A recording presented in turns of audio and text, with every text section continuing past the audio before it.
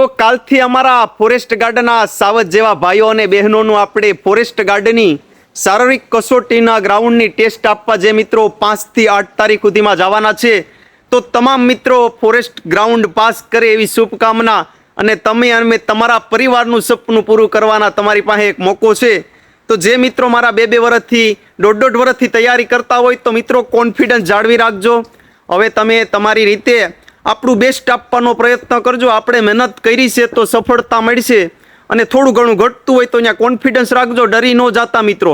આપણી સાથે ઘણાના સપના જોડાઈ ગયેલા હોય એટલે આપણું બેસ્ટ આપવાનું. પછી જે થાય ભગવાન માતાજીએ જે લીખવું હોય છે એ થાય. આપણે આપણું બેસ્ટ આપી અને બધા મિત્રો મારા ભાઈઓ પાસ થાય અને ફોરેસ્ટ ગાર્ડમાં નોકરી કરે અને અમારી ગીર બાજુ આવો એવી શુભકામના.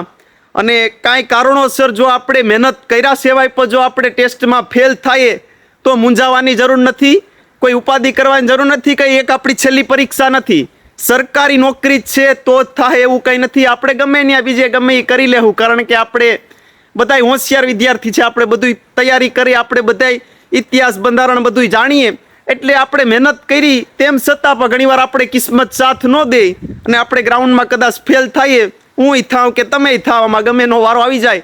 એટલે ઉપાધિ ન કરતા જે થાય ભગવાનને જે ભરોસો હોય છે, ભગવાને જે લખ્યું હોય છે એ થવાનું હોય છે થાય. તો બધાય મિત્રો મારી તો એવી જ ઈચ્છા છે કે બધાય પાસ થાવ અને પોતાનું સપનું પૂરું કરો, પોતાના માતા પિતાનું પણ સપનું પૂરું કરો એવી આશા છે. અને બધાએ જરાક આપણે પાસ થાવ એ જરાક મને મેસેજ કરજો. 5 તારીખે જવાના હોય પણ કહેજો કેવો છે અહીંયા માહોલ એ જરા જણાવજો. ને બધા મિત્રોને એવી માં અંબે માને પ્રાર્થના કરીએ કે બધા મિત્રો અમારા પાસ થાય એવી શુભકામના. તો કોન્ફિડન્સ સાથે ગ્રાઉન્ડ આપી આવો માતાજીનું નામ લઈને. ઘણા મિત્રો એમ કહેતા હોય કે આપણે ક્યાં ક્યાં ડોક્યુમેન્ટ લઈ જવાના છે, તો આખી ફાઇલ જ લઈ જવાની, જે માગી આપી દેવાનું, બધી ઝેરોક્સ લઈ લેવાની.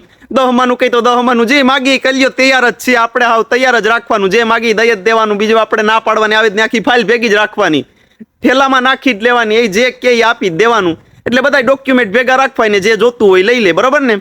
તો એટલે બધા ડોક્યુમેન્ટ રાખવાના ને જે જોતું હોય આપી દેવાનું. બસ આ જ હતું અને બધાને ઓલ ધ બેસ્ટ.